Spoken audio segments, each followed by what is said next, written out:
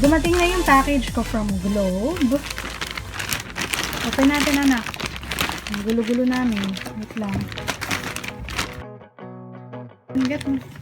Get it. Wow, ayan siya.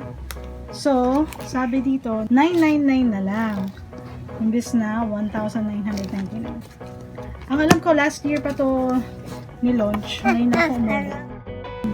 Sabi dito, promo runs until March 31, 2020. Nakaabot pa ako dun sa 999 promo. Yay! Wow! In-order ako nito kasi mag-home base na ako na super part-time lang kung kailan lang talaga ako merong time mag-online. So far, ito ay katas ng pag-part-time ko online. So, compared dito sa prepaid wifi, sobrang mura talaga nung in-offer nila na load and exclusive lang para sa prepaid wifi SIM. Kesa naman dun sa super surf na 800 MB lang a day. Tapos, yun nga, may capping pa. Itong sa prepaid wifi, all consumable yan at talagang matipid.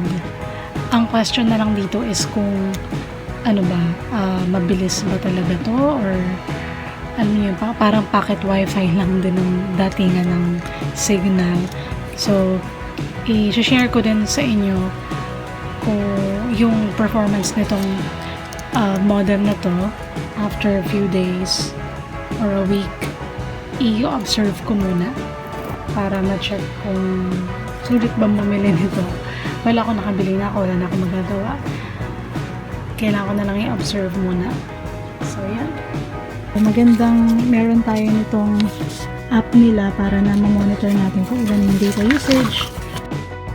So, isa-setup ko na yan dahil kailangan ko na rin bumalik online.